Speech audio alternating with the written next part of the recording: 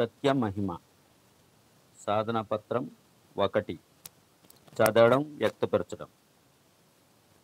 పాఠం ఆధారంగా సరళ పదాలు రాయండి. పాఠంలో ఒక, అక, తల, తన ఈ 4 మాత్రమే సరళ పదాలు ఉన్నాయి. మిగతాయి మీరు సొంతంగా సరళ పదాలు రాయండి. పాఠం ఆధారంగా గుణింత పదాలు రాయండి. అకలంక, బేదవాడొకడుండు, చెరితుండు, వాడు, నింపుకొనుచు, జీవించు, నాడు, వాడడవి, చేజారి, నీటిలోన, పోయే, నాగలి.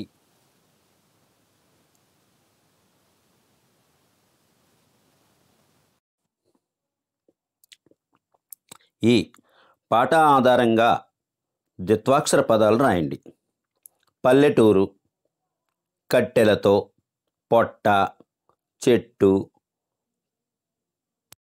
టుచో, గొడ్డలి, పడ్డది, అయ్యయ్యో, అయ్యో. ఈ పాఠం ఆధారంగా సంయుక్త అక్షర పదాలు రాయండి. అదర్వు మాలిన, సత్యవ్రతంబు, నిత్యంబు, తెస్తాడు, వస్తాడు, పోస్తాడు, బ్రతికిస్తాడు, మోమెట్లు, ఆర్తి. నెక్స్ట్ సాధనా పత్రం 2 క్రింది గేయ కథ పదాలను సరైన క్రమంలో రాయండి. పొట్ట నింపుకొనుచు, కట్టెలతో వాడు, నిత్యంబు జీవించు, సత్యవ్రతంబుతో. ఇందులో మొదటిది కట్టెలతో వాడు, రెండోది పొట్ట నింపుకొనుచు, మూడోది సత్యవ్రతంబుతో, నాలుగోది నిత్యంబు జీవించు. ఇలాగా ఈ 4 లైన్లో వరుస క్రమంలో పాఠంలో ఇచ్చిన విధంగా రాయాలి. నెక్స్ట్ గేయ కథలో పిల్లల ఆకలి ఎలా తీర్చగలను అనే భావాన్ని ఇచ్చే భాగాన్ని రాయండి. మా నాన్న వస్తాడు, మాకేమో తెస్తాడు, మరి గంజి పోస్తాడు, మమ్ము బ్రతికిస్తాడు. ఇది గేయంలోని భాగం. నెక్స్ట్ క్రింది భావానికి సరైన గేయ కథ పాదాన్ని రాయండి.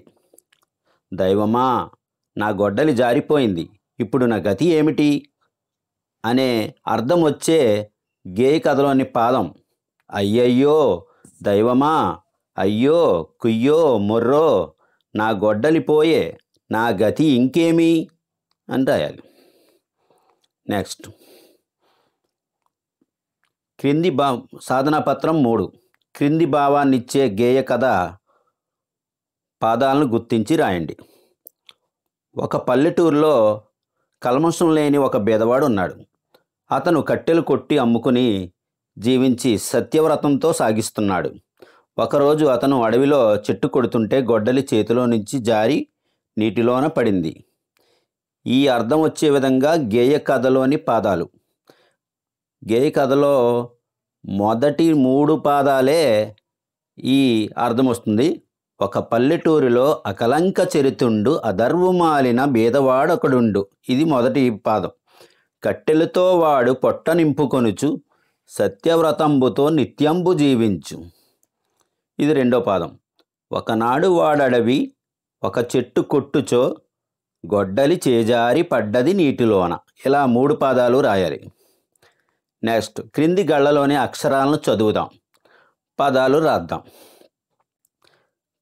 క, రు, న కరుణ, దే, గో, ఆ, డి, రు, నీ, త, డాక డావత్తు డ, న, అణ, ఆ, రు, వా, లి. నాకు రాకం నా వచ్చి నా వత్తు వచ్చింది.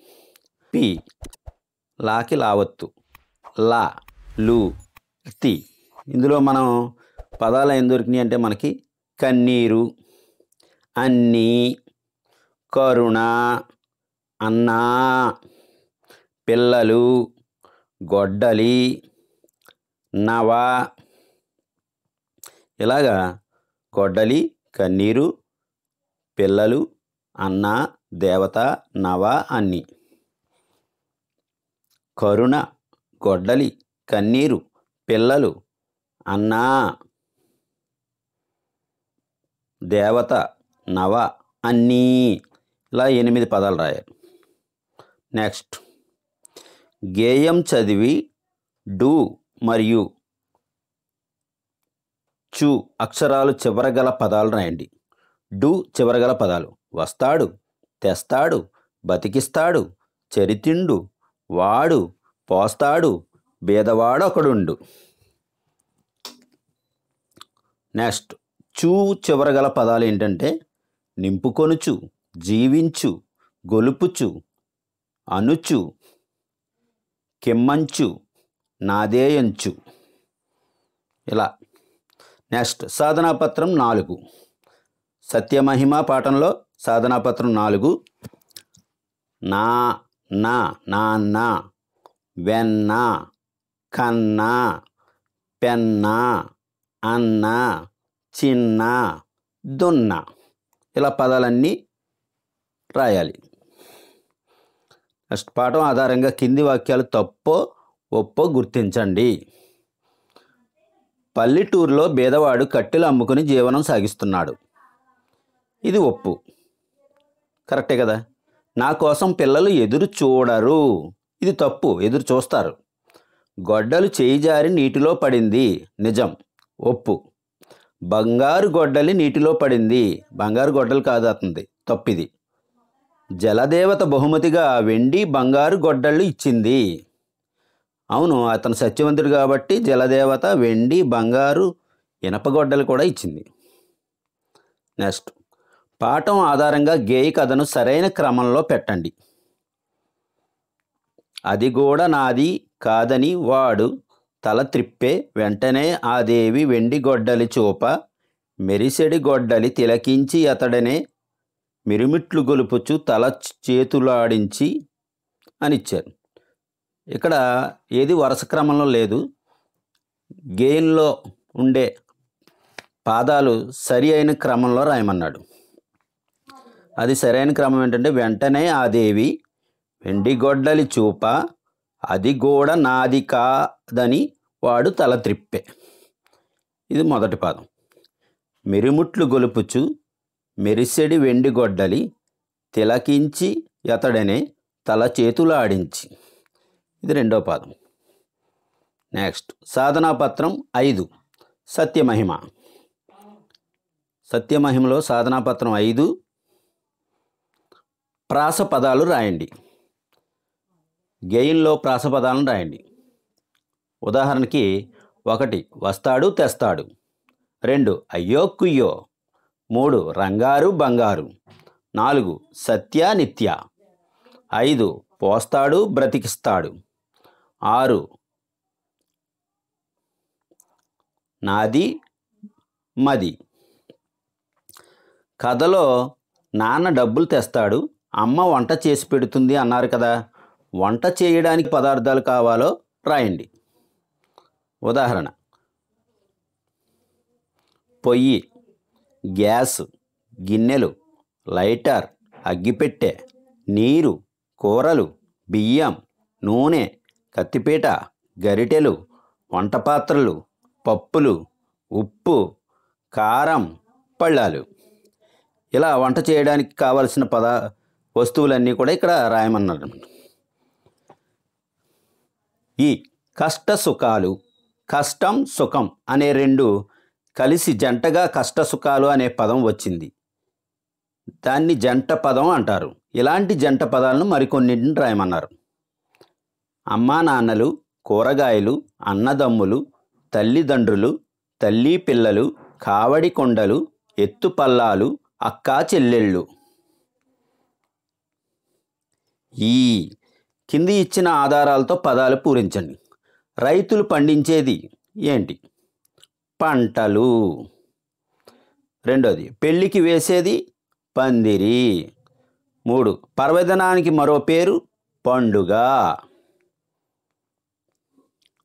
నెక్స్ట్ సాధనాపత్రం 6 సత్యమహిమ. క్రింది పదాలకు వచనం మార్చి రాయండి. వచనం అంటే బహువచనాలు ఇచ్చాడు, ఏకవచనాలు రాయాలి. ఏకవచనం ఇస్తే బహువచనం రాయాలి. 1 చెట్లు, చెట్టు. 2 గొడ్డళ్ళు, గొడ్డలి. 3 దేవతలు, దేవత. 4 బహుమతులు, బహుమతి. 5 చేతులు, చేయి.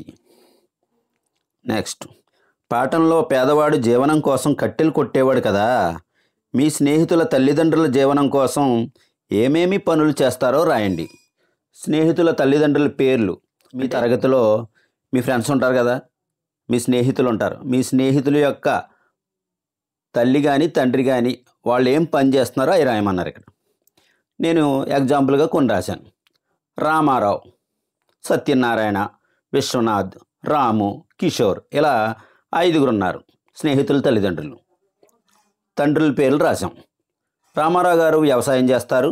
సత్యనారాయణ గారు ఫిట్టర్ అంటే పైపులు బాగు చేయడం, పైప్ లైన్లు వేయడం, అదనమాట. విశ్వనాథ్ అనే ఆయన కూలి పని చేస్తారు. రాము అనే ఆయన రోజువారీ కూలి పని చేస్తారు. కిషోర్ అనే ఆయన భవన నిర్మాణ కూలి. భవన నిర్మాణం అంటే బిల్డింగులు కట్టడం, ఇలాంటి పనులకు వెళ్తారు. క్రింది పదాలను ఉపయోగించి ఖాళీలు పూరించండి. నలుపు, తెలుపు, ఎరుపు, ఆకుపచ్చ, పసుపు.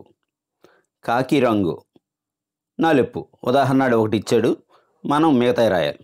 పండు మిరప ఎరుపు రంగులో ఉంటుంది, ఎరుపు అని రాయాలి. అక్కడ ఇచ్చాడు కదా, అదే తీసుకొచ్చి ఇక్కడ రాస్తాం. పంట పొలాలు ఆకుపచ్చ, పాల రంగు తెలుపు, మామిడి పండు పసుపు. 6 సాధనా పత్రాలు ఈ వీడియో చూసి అర్థం చేసుకుని రాసుకోండి.